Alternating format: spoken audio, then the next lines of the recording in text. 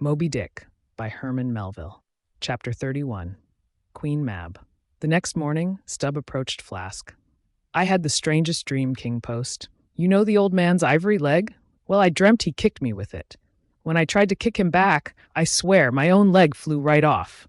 Then suddenly, Ahab turned into a pyramid, and like a fool, I kept trying to kick it.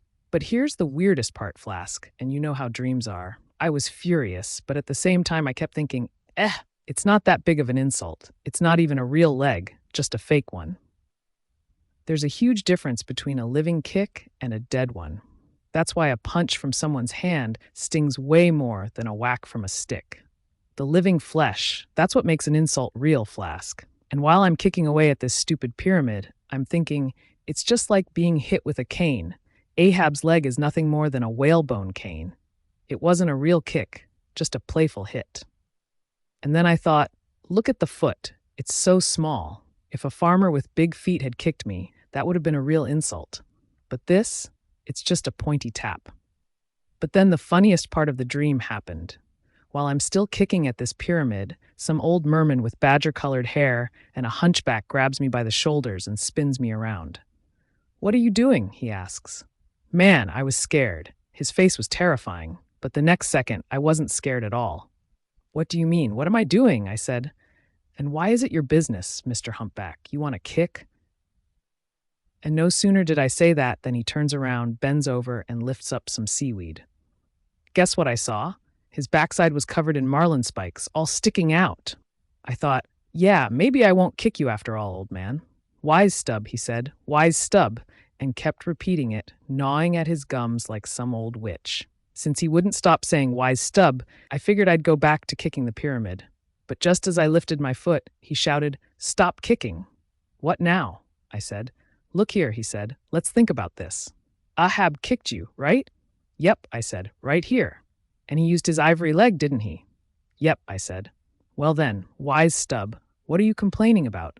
He kicked you with all his strength, didn't he? It wasn't some cheap wooden leg. You were kicked by a great man with a beautiful ivory leg. That's an honor, Stubb. In Old England, the greatest lords consider it an honor to be slapped by the queen and be made knights. So, Stubb, you should brag that Ahab kicked you. It made you a wise man. Remember what I'm telling you. Take his kicks as honors and never kick back, because you can't win. Don't you see that pyramid?" And with that, he just floated off into the air somehow. I woke up in my hammock. What do you think of that dream, Flask? I don't know. It sounds kind of silly to me. Maybe so. But it made me a wiser man, Flask. See Ahab over there, staring out to sea? Best advice I can give you is to leave him be, no matter what he says. Wait, what's he shouting now? Listen. Mast-Head, look sharp, everyone. There are whales nearby. If you spot a white one, scream your lungs out. What do you think of that, Flask? Something strange about it, right? A white whale. Did you catch that? There's something big going on. Be ready for it, Flask. Ahab's got something bloody on his mind, but shh, here he comes. Chapter 32. Cetology. We are already boldly sailing into the vast ocean, but soon we will find ourselves lost in its endless, shoreless expanse. Before that happens, before the Pequod's weed-covered hull drifts beside the barnacle-encrusted bodies of the Leviathans, it's wise to address an important matter that will help us fully understand the coming revelations and references about whales. What I now aim to present is a systematic overview of whales, categorized broadly. Yet this is no easy task. It's like trying to classify the parts of chaos itself. Let's hear from the experts. No branch of zoology is as confusing as cetology, the study of whales, said Captain Scoresby in 1820. I have no intention, even if I could, of diving into the question of how to classify whales into families and groups. Complete confusion surrounds the histories of this animal, the sperm whale, said Surgeon Beale in 1839. The inability to continue our research into the mysterious depths, an impenetrable veil over our knowledge of whales, a field filled with difficulties. These are the words of great zoologists like Cuvier, John Hunter, and Lesson. Despite how little true knowledge exists, many books have been written on whales, and thus, to some small extent, we have the beginnings of cetology. Many people, big and small, new and old, sailors and landlubbers, have written about whales. A few names include the authors of the Bible, Aristotle, Pliny, Linnaeus, Scoresby, Beale, and many more. But their writings often show just how little we actually know. Among all these authors, only those after Owen saw live whales, and only one was a true whaler, Captain Scoresby. On the subject of the Greenland whale, Scoresby remains the top authority. However, Scoresby knew almost nothing about the sperm whale, a species that dwarfs the Greenland whale in size and importance. For many years, people mistakenly believed the Greenland whale was the true king of the seas. But now, that title rightly belongs to the sperm whale. Only 2 books actually attempt to present a living picture of the sperm whale, and they are both by Beale and Bennett, former surgeons aboard whaling ships. Their original contributions on the sperm whale are small but of high quality, though mainly scientific. To this day, however, the sperm whale's life, whether scientific or poetic, has not been fully captured in literature. It remains an untold story. What is needed now is a basic, understandable classification of whale species to be built upon by future scholars. Since no one else has stepped up, I will offer my own humble attempt. I don't promise completeness. After all, no human effort can ever be perfect, but I hope to provide a starting framework for understanding whales. I am the designer, not the builder of this cetological system. This task is immense. It's like diving to the ocean floor to grasp the very foundation of the earth. But I've read through countless libraries and crossed many seas. I've had my hands on whales with my own eyes, so I'm serious about trying. Let's begin with a few basics. First, the unsettled state of cetology is shown by the fact that in some circles, it's still debated whether whales are even fish. Linnaeus, in his System of Nature in 1776, declared, "I hereby separate whales from fish." But even in 1850, whales were still grouped with sharks, herrings, and other fish. Linnaeus separated whales due to their warm-blooded nature, lungs, eyelids, ears, and milk glands. But when I presented these facts to my friends, Simeon Macy and Charlie Coffin, both seasoned sailors from Nantucket, they scoffed and said these reasons were nonsense. Setting aside that debate, I stick to the traditional view that whales are fish, backed by the story of Jonah. With that settled, the next point is, how do whales differ from other fish? Linnaeus pointed out their warm blood and lungs, which all other fish lack. Next, how should we define a whale by its external features? Simply put, a whale is a spouting fish with a horizontal tail. Though brief, this definition is the result of much thought. A walrus spouts too, but it's not a fish because it's amphibious. But the horizontal tail is key. Most fish familiar to people have vertical tails, but all spouting fish have horizontal ones. With this definition, I don't exclude any creatures traditionally considered whales, nor do I include any species that have been wrongly classified. So all small spouting fish with horizontal tails must be included in this framework of cetology. Now let's break down whales into 3 main categories based on their size. 1. Folio whales, the largest. 2. Octavo whales. And 3. Duodecimo whales, the smallest. As an example of the folio whales, we have the sperm whale. For the octavo whales, the grampus, and for the duodecimo whales, the porpoise. The sperm whale is the largest creature on Earth, the most fearsome to hunt and the most valuable in commerce because it produces spermaceti, a prized substance. I will describe its peculiarities in more detail later, but for now, let's focus on its name. Historically, people believed spermaceti came from the Greenland whale, and the name stuck even after its true source, the sperm whale, was discovered. The right whale, on the other hand, is the most venerable of the whales, being the first to be regularly hunted by humans. It produces whalebone and whale oil, though of lesser commercial value compared to the sperm whale. Now, back to the classification system. I propose dividing whales into 3 major categories or books based on size.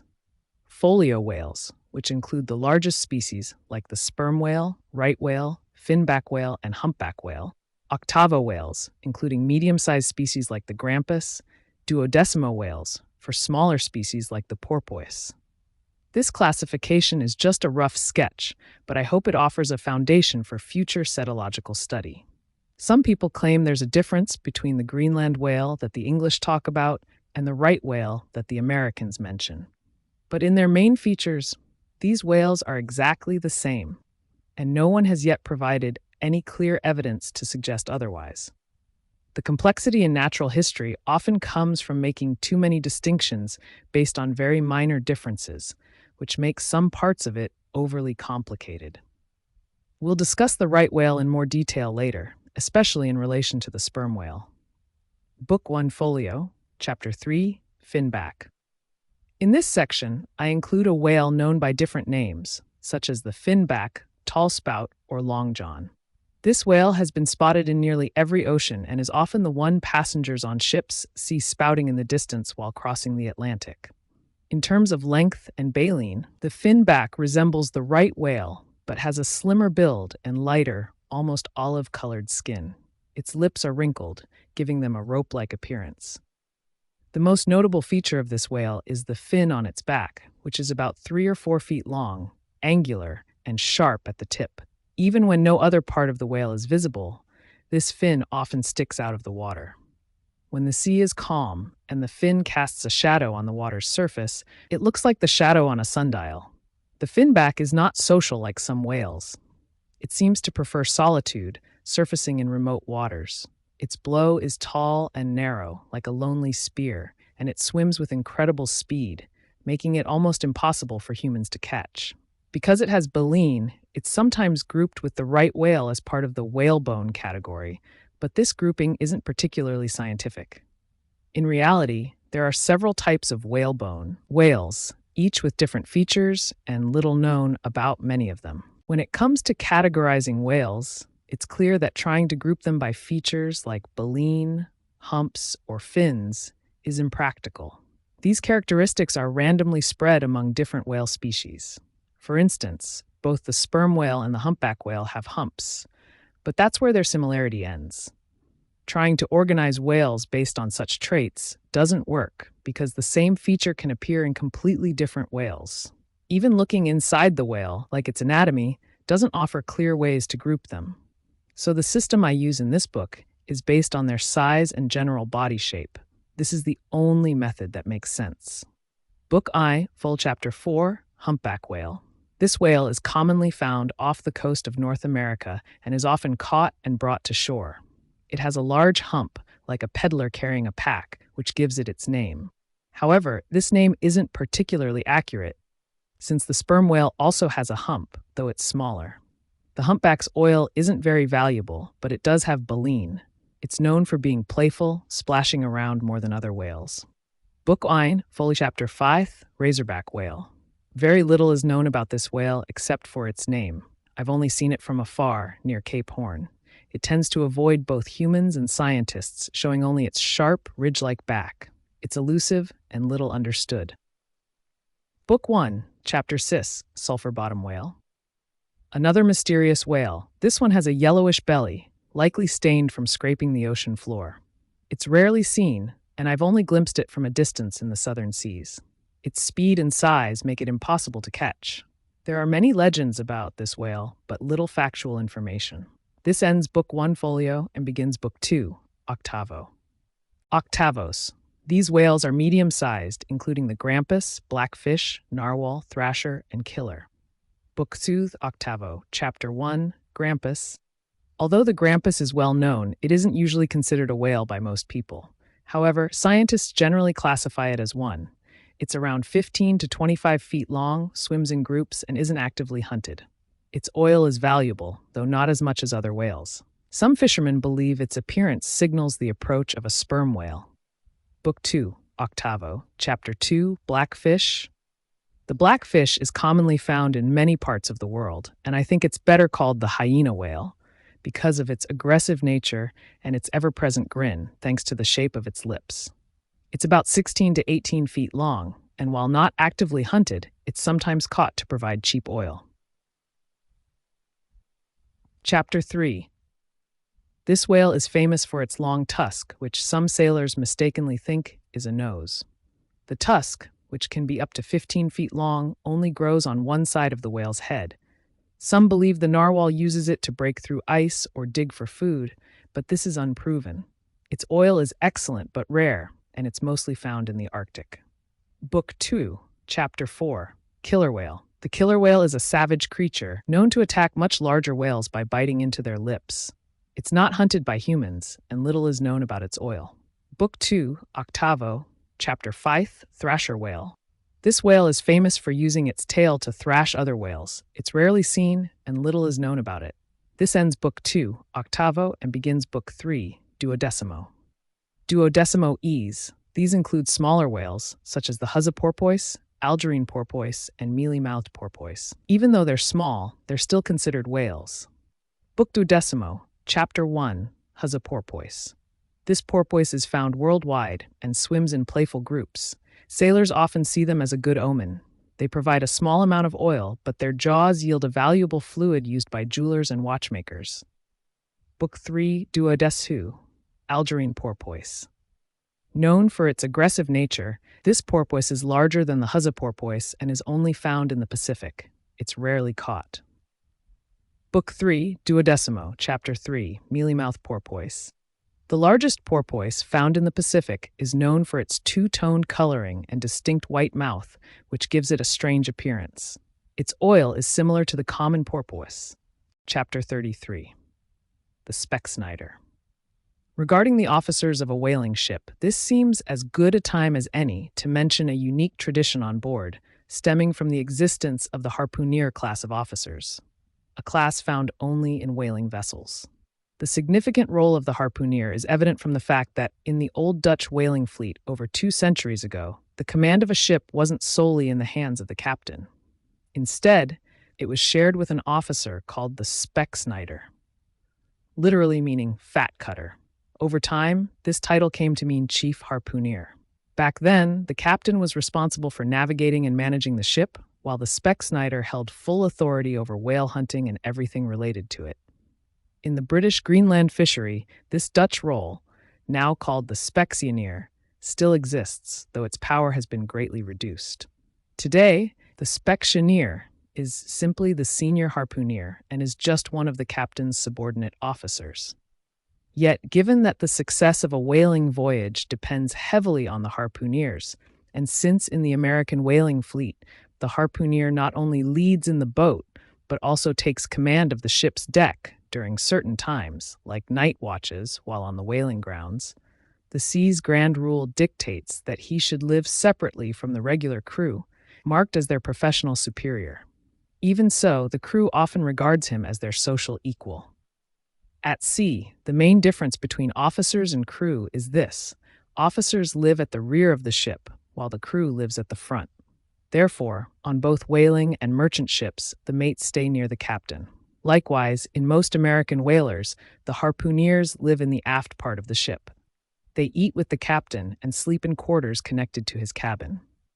Even though a southern whaling voyage, the longest voyage a man can make, involves unique dangers, and the crew shares common interests, since their profits depend on their collective effort, not fixed wages, this can sometimes lead to a more relaxed discipline than on merchant ships. Despite this, the formalities of the quarterdeck are rarely loosened. Many Nantucket captains still patrol the quarterdeck with a sense of grandeur, commanding as much respect as if they wore royal robes instead of old pilot cloth. Although Captain Ahab, the moody skipper of the Pequod, was the least interested in such shallow displays of authority, and though he demanded only swift, unquestioning obedience, without requiring gestures like removing one's shoes on the quarterdeck, he never ignored the customs of the sea. There were times, due to specific circumstances, which will be explained later, when he addressed the crew in unusually familiar or stern ways.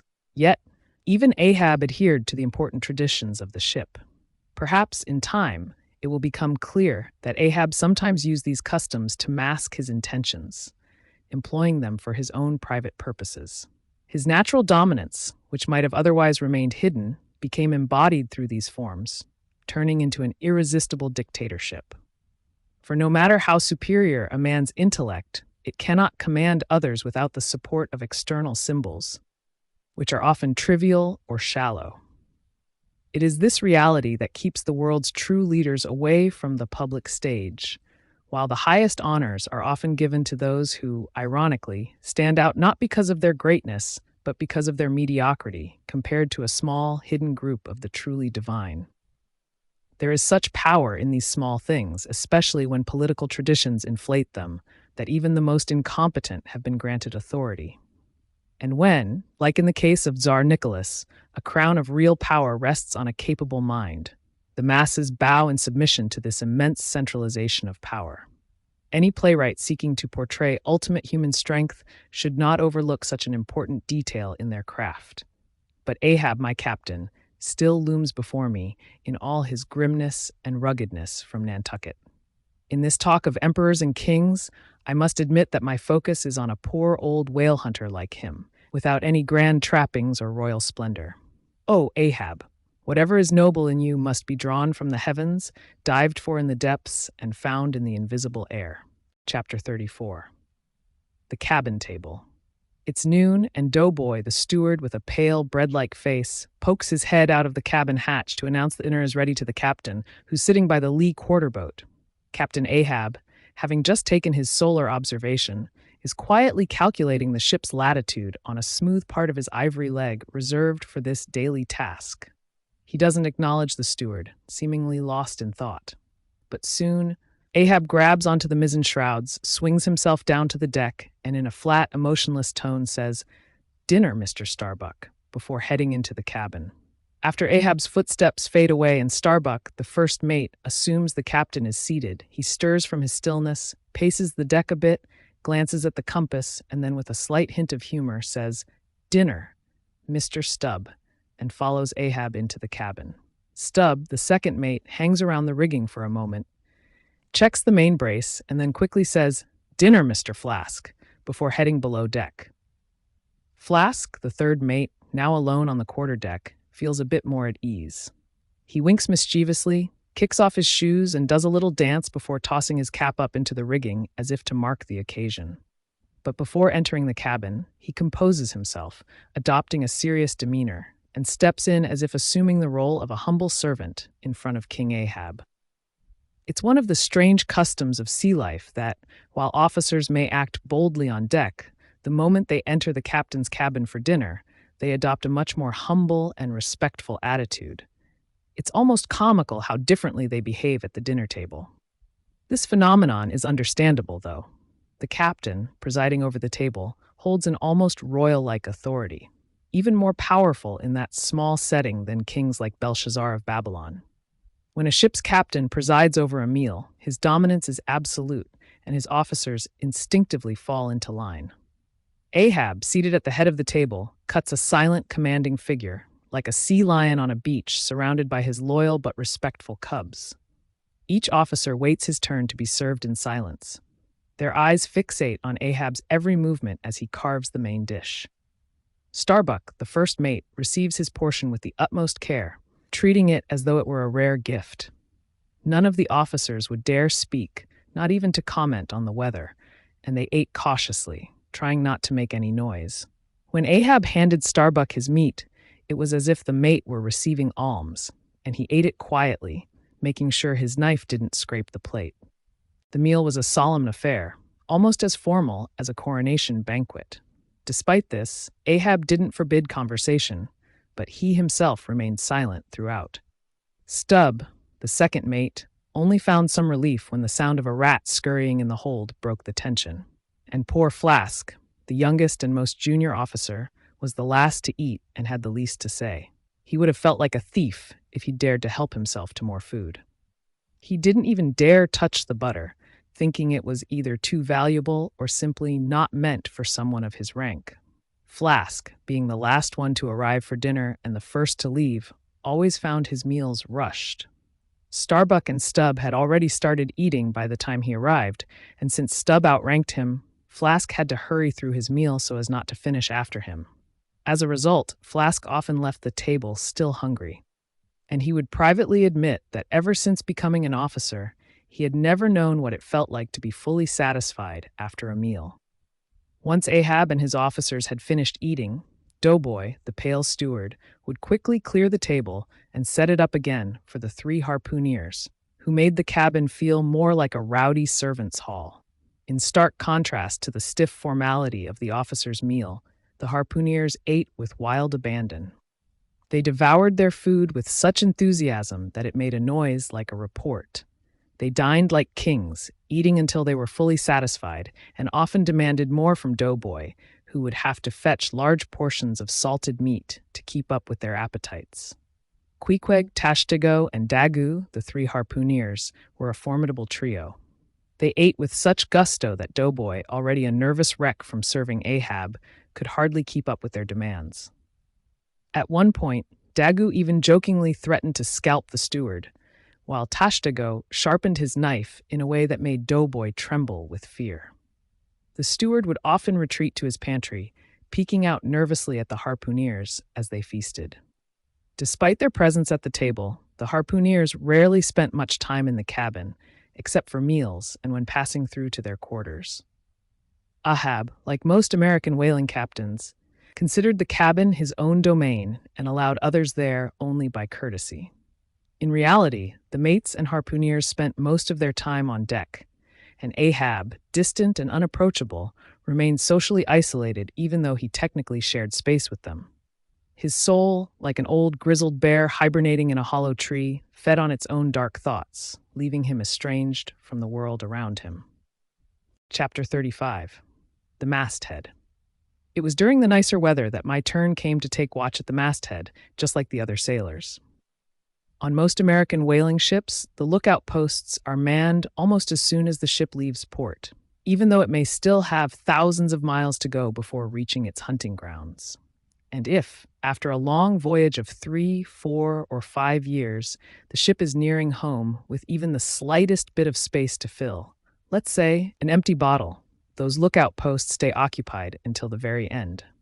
The hope of catching just one more whale isn't given up until the ship's masts sail into port alongside the town's spires. Now, the job of standing watch at the masthead, whether on land or sea, is an ancient and interesting tradition. So let's take a moment to explore it.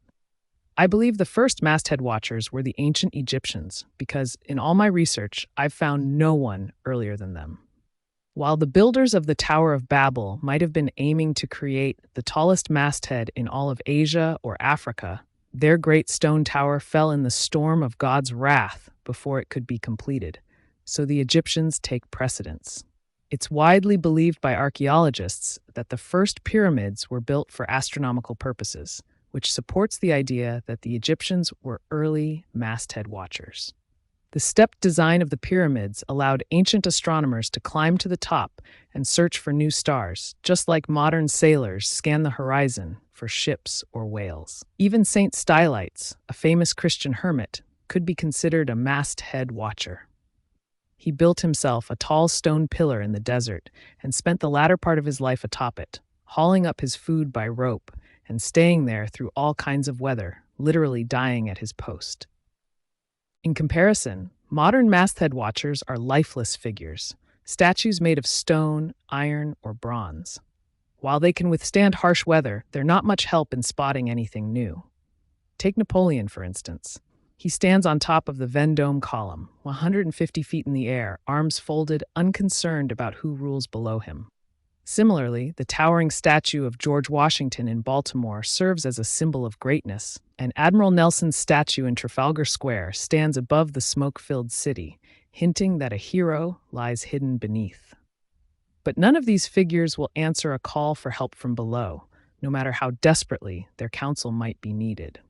It might seem odd to compare these statues with actual sailors on mastheads, but there's a story from Nantucket's history that makes the comparison less far-fetched. Obed Macy, Nantucket's only historian, tells us that in the early days of whaling, before ships were used for hunting, the islanders built tall poles along the coast, where lookouts would climb to spot whales. This method was even adopted by bay whalers in New Zealand for a time, but it's since fallen out of use. Today, the proper masthead to consider is that of a whaling ship at sea.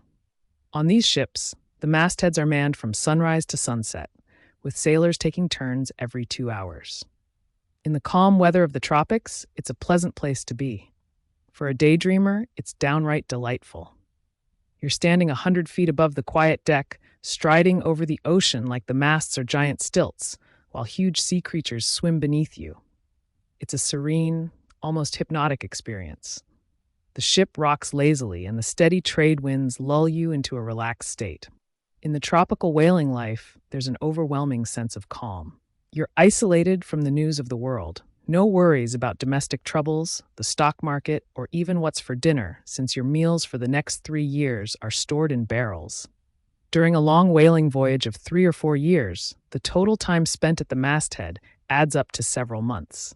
It's unfortunate, then, that the masthead, where you spend so much time, lacks the comfort of other confined spaces, like a bed, hammock, or even a sentry box. Your typical perch is on two thin parallel sticks called the cross trees, high up on the topmast. For beginners, it's as uncomfortable as standing on a bull's horns. Sure, you can wear a thick coat in cold weather, but even that's no real substitute for shelter. A coat is just an extra layer of skin, not a house. It's regrettable that the mastheads of southern whaling ships don't have the small, cozy shelters called crow's nests, which protect lookouts on Greenland whaling ships from harsh weather. In Captain Sleet's book, A Voyage Among the Icebergs, he describes the crow's nest on his ship, Glacier, which he designed himself and named after himself. His crow's nest had all sorts of handy features, like a seat with storage underneath and a rack for his pipe, telescope, and other gear. He even kept a rifle there for shooting narwhals. Captain Sleet goes into great detail about the conveniences of his crow's nest, but he also makes sure to mention the well-stocked bottle of liquor he kept there for comfort while studying the stars. While we southern whalers don't have the snug crow's nests of the Greenlanders, we enjoy the serene seas of the tropics. I used to take my time climbing the rigging, chatting with others along the way, before finally settling into my spot at the masthead. I'll admit, though, that I wasn't the most attentive lookout. With the mysteries of the universe on my mind, how could I focus on the job at hand? I was left alone with my thoughts at such a height, so keeping my eyes peeled for whales wasn't my top priority. Shipowners of Nantucket, take this as a warning. Be careful about hiring thoughtful, melancholic young men for your whaling crews. These types might spend more time pondering the meaning of life than watching for whales. Your whales need to be spotted before they can be caught, and a dreamy young philosopher at the masthead might sail you around the world without ever spotting a single whale. Whaling has become a refuge for romantic, absent-minded men, disillusioned with life and seeking something deeper in the hard work of the sea. But these men may not be motivated to find whales. They'll tell you their eyesight is poor and they've forgotten their binoculars at home. One harpooner, frustrated with a young man who hadn't spotted a whale in years, said whales are as rare as hen's teeth when you're up there. Maybe they were there, but the daydreamer, lost in the rhythm of the sea, missed them. To him, the ocean seemed like a reflection of his own soul, deep, mysterious, and filled with fleeting, elusive ideas. He lost himself in his thoughts, and in that trance-like state, he drifted away into time and space, no longer aware of the real world around him. But be warned, move just an inch, and your sense of self will come crashing back in a terrifying way. You'll remember where you are, suspended high above the sea, and in that moment you might slip and fall into the depths, never to rise again. Chapter 36. The Quarterdeck. Not long after the incident with the pipe, one morning after breakfast, Captain Ahab, as he often did, made his way from his cabin up to the deck. Most captains take a walk on deck at that hour, the same way gentlemen take a walk in their gardens after breakfast. Soon, the sound of Ahab's steady, firm steps echoed as he paced back and forth across the deck, which was worn down in places from his habitual walk. His every step was like a mark left in stone, and if you stared at his furrowed brow, you'd see something even more intense, footprints of his never-ending, restless thoughts. But on this particular morning, Ahab's movements seemed even more deliberate, and his usual deep thinking left an even deeper impression. It was as though his thoughts turned inside him with every step he took, shaping each movement he made, possessing him completely. "Notice him, Flask?" Stubb whispered. "It's like something's trying to break free inside him. It'll be out soon." The hours passed. Ahab alternated between staying shut in his cabin and pacing the deck with the same single-minded focus. As the day wore on and evening approached, Ahab stopped abruptly at the ship's side. Hooking his wooden leg into a hole in the deck and gripping a rope with one hand, he ordered Starbuck to gather the entire crew. "Everyone?" Starbuck asked, surprised, as such an order was almost never given unless there was something urgent. "Yes, everyone," Ahab repeated firmly. "Mastheads, come down." When the whole crew had assembled, they looked at Ahab with a mix of curiosity and unease. He appeared like a storm brewing on the horizon. After scanning the men, Ahab began pacing again, oblivious to their whispered conversations. His head was down, his hat slightly covering his face, as he moved with a heavy, deliberate stride. "What's he up to now?" Stubb quietly wondered to Flask. "Maybe he called us here to show off his walking." But Ahab didn't keep them waiting long. He suddenly stopped and shouted, "What do you do when you spot a whale, men?" "Call it out," came the enthusiastic reply from the crew. "Good," Ahab responded with wild approval. "And then, we lower the boats and chase after it. And what's the tune you row to, men? A dead whale or a destroyed boat?" Ahab's face grew more excited with every answer, while the crew exchanged curious glances, wondering why these questions had stirred such excitement in them. Then, gripping the rope tighter, Ahab raised his voice. "You've all heard me talk about a white whale before. Look here." He pulled out a gold coin and held it up to the sun. "See this? It's a Spanish gold ounce worth $16. Do you see it?" He motioned to Starbuck to hand him a hammer, and as he waited, Ahab rubbed the coin on his jacket, polishing it as if to make it shine even brighter. When he received the hammer, he approached the mainmast and, holding up the coin, declared, "Whoever among you first spots a white whale with a wrinkled brow and a crooked jaw, the one with 3 harpoons in his side, whoever sees him first gets this gold coin." "Hooray! Hooray!" the crew shouted, waving their hats and cheering as Ahab nailed the coin to the mast. "Yes, a white whale," Ahab continued. "Keep your eyes sharp for white water, men. If you see even a single bubble, call out." Meanwhile, the harpooneers, Tashtigo, Dagu, and Queequeg, listened with heightened interest. When Ahab described the whale, they were reminded of something familiar. "Captain Ahab," said Tashtigo, "this white whale, some call him Moby Dick." "Moby Dick?" Ahab yelled. "You know the white whale, Tash?" "Yes, sir," said Tashtego. "He's the one that fans his tail a bit before diving, doesn't he?" "And doesn't he have a peculiar spout, Captain Ahab?" added Dagu. "Really thick, even for a sperm whale.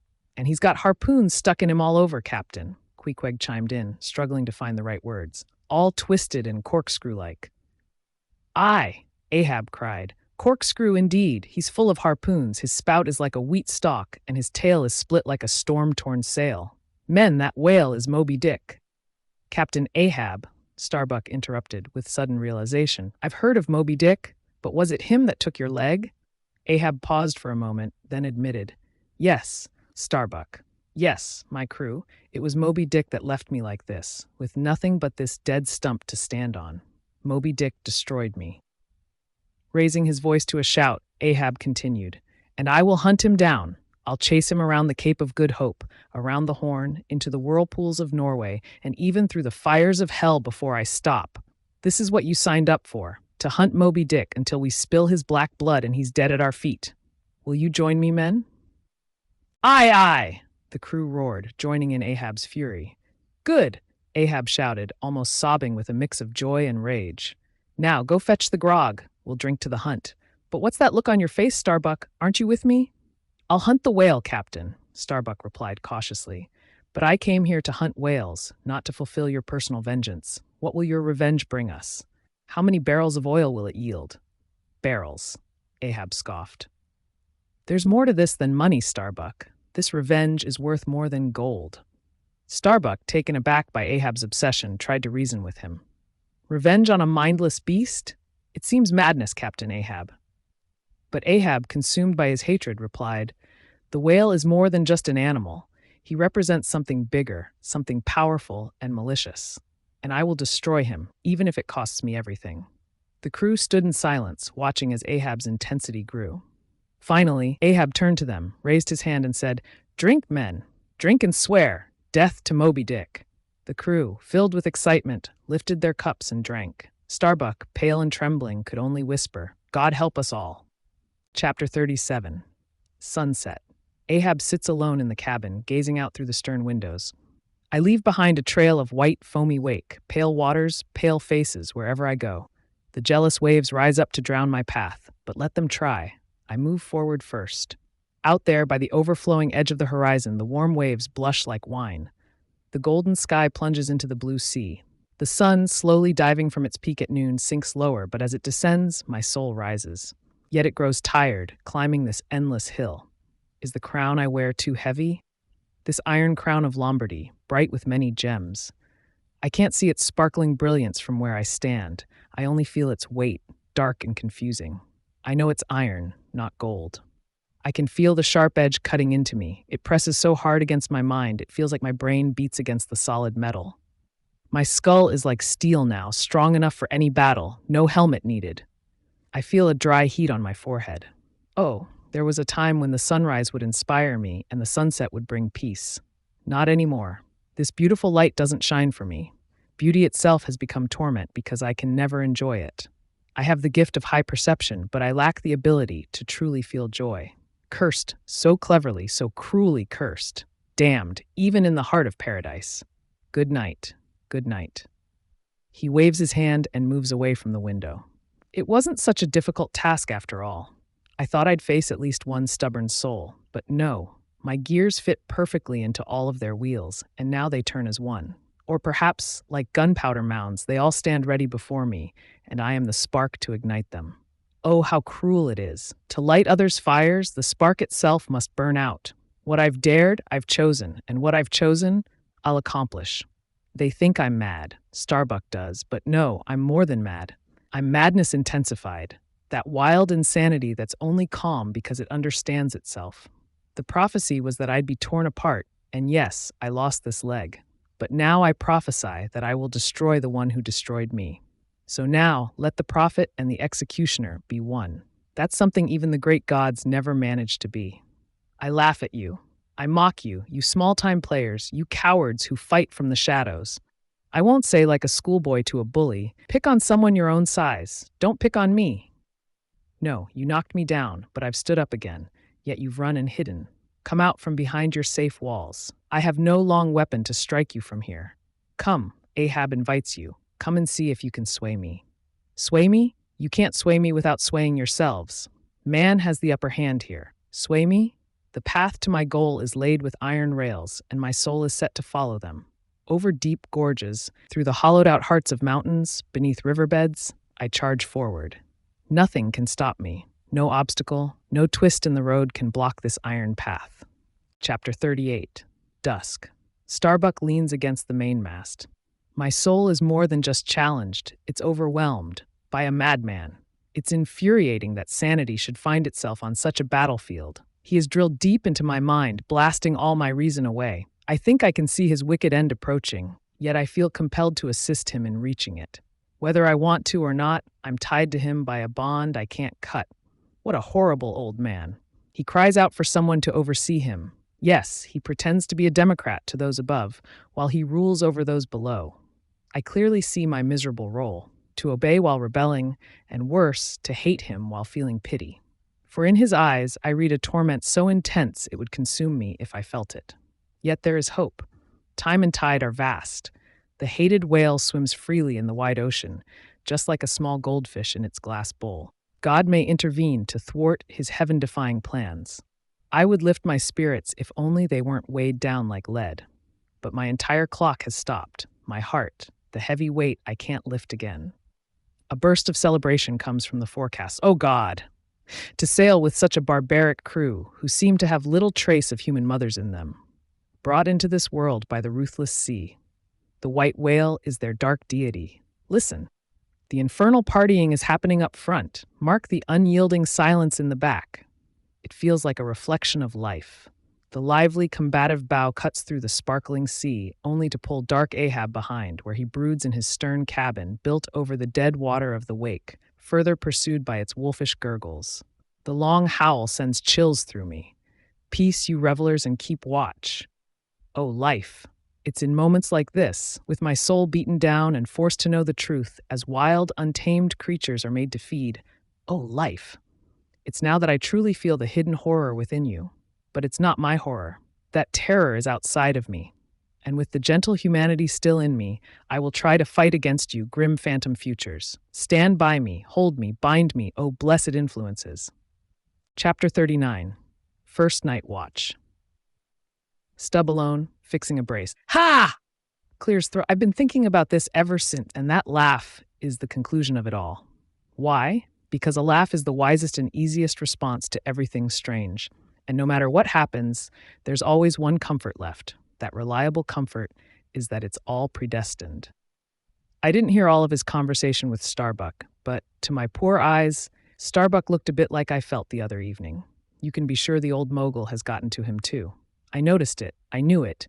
If I had the gift, I could have predicted it, because when I looked at his skull, I saw it. Well, Stubb, wise Stubb, that's my nickname. What's next, Stubb? Here's a carcass. I don't know what might be coming, but whatever it is, I'll face it with a laugh. There's a cheeky grin hidden in all your horrors. I feel cheerful. Falah, Lyra, Skira! What's my sweet little pair back home doing now? Crying her eyes out? Throwing a party for the newly arrived harpooners, I bet, as cheerful as a frigate's flag, and so am I. Falah! Lyra, Skira!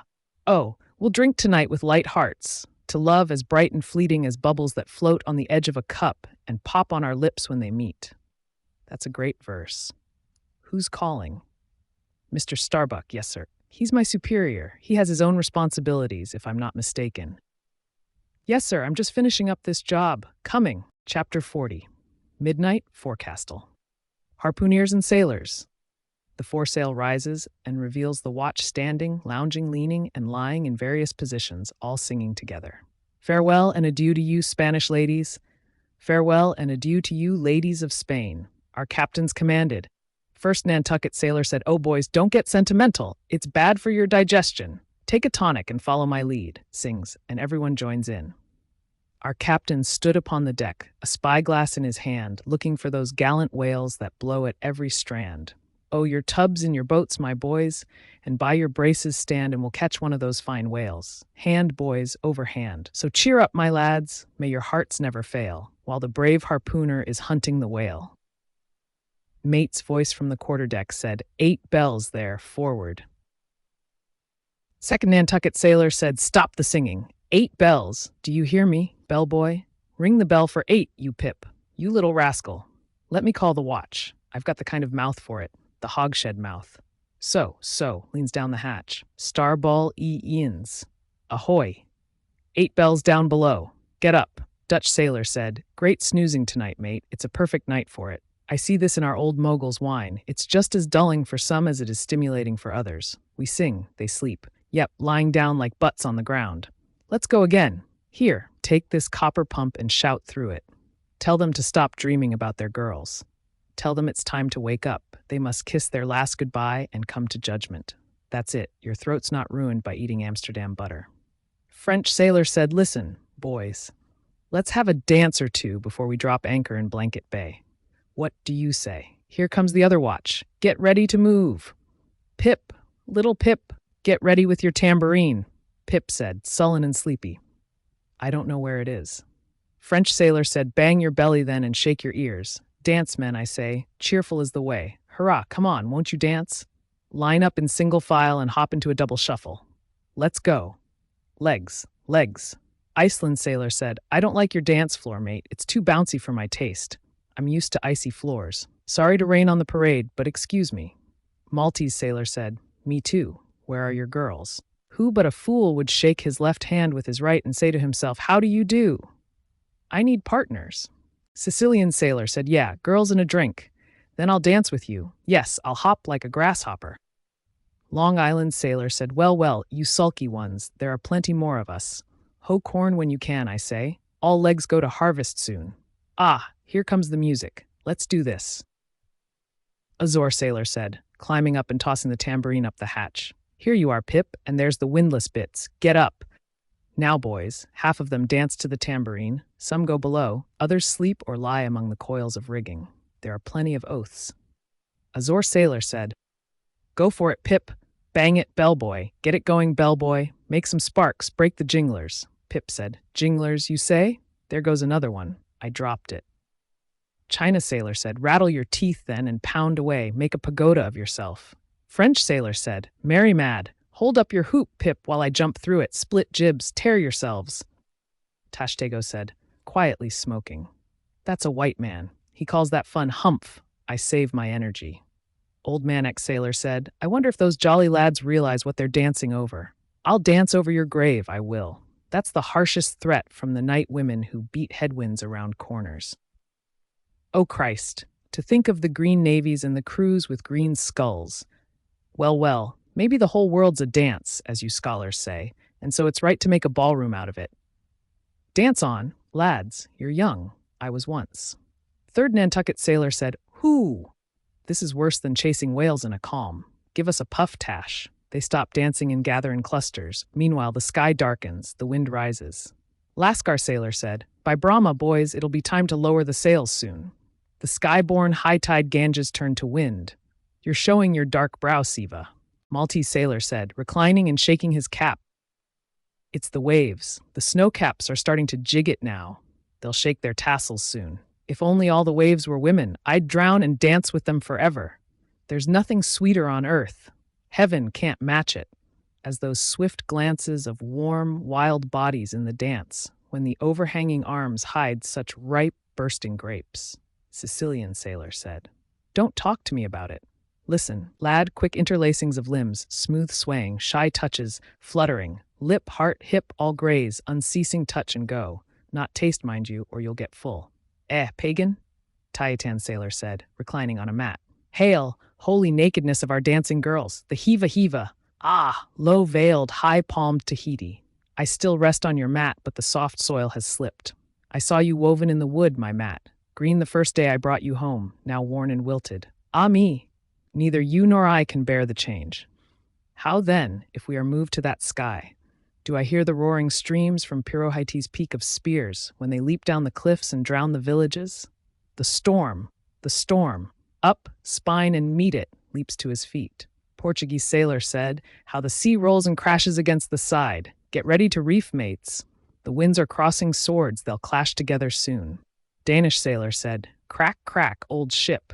As long as you crack, you hold together. Good job. The mate is holding you steady. He's not more afraid than the fort at Kattegat, there to fight the Baltic with storm-lashed guns, which are covered in sea salt. Fourth Nantucket sailor said, he has his orders, remember that. I heard old Ahab tell him he must always face a squall, just like they burst a waterspout with a pistol. Fire your ship right into it. English sailor said, blood, but that old man's a grand old fellow. We are the lads to help him catch his whale. All said, aye, aye. Old Man ex-sailor said, look how the three pines shake. Pines are the hardest kind of tree to survive when moved to a different soil, and here there's only the crew's cursed clay. Steady, helmsman, steady. This is the kind of weather when brave hearts snap ashore and keels break apart at sea. Our captain has his birthmark. Look over there, boys. There's another in the sky. Lurid, you see, while everything else is pitch black. Dagu said, what of it? Who's afraid of black's afraid of me. I'm carved out of it. Spanish sailor said, aside, he wants to bully. Ah, the old grudge makes me touchy, advancing. I, harpooner, your race is the undeniable dark side of mankind, devilishly dark at that, no offense. Said none. Saint Jago sailor said that Spaniard's either mad or drunk, but that can't be, or else in his case, our old mogul's firewater is taking too long to kick in. What's that I saw, lightning?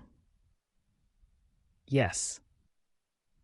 No, Dagu is just showing off his teeth. You should watch your own, little man. You've got white skin and no guts. I'll stab you, you big brute. You're all muscle, but no guts. Fight, fight, fight. A fight down below and a fight up top. Gods and men. Everyone's ready to brawl. Humph. A fight. Oh, let's have a fight. Bless the Virgin, let's go. Jump in, everyone. Fair play, grab the Spaniard's knife. Form a circle, form a circle. Ready made. Look, there's a circle on the horizon. In that circle, Cain struck Abel. Sweet job, isn't it? No? Then God, why did you make the circle? Hands on the halyards. Get the top sails ready. Stand by to reef the top sails. All a squall, a squall. Let's move. They scatter. Fun? Good Lord, what kind of fun is this? Crash! There goes the jibstay. Bang! Oh God, duck down, Pip. Here comes the royal yard. This is worse than being in a tornado on New Year's Eve. Who would climb trees for chestnuts now? But there they go, all cursing, and I'm not joining in. They're heading for heaven. Hold on tight. Wow, what a storm. But those guys are in for even worse. They're the real trouble. White squalls, white whale. Oh boy. I just heard them talking about the white whale, only mentioned once. And only this evening. It makes me feel all tingly like my tambourine. That old man swore them in to hunt it. Oh, great white God up there in the darkness, have mercy on this small black boy down here. Keep me safe from all those who have no fear.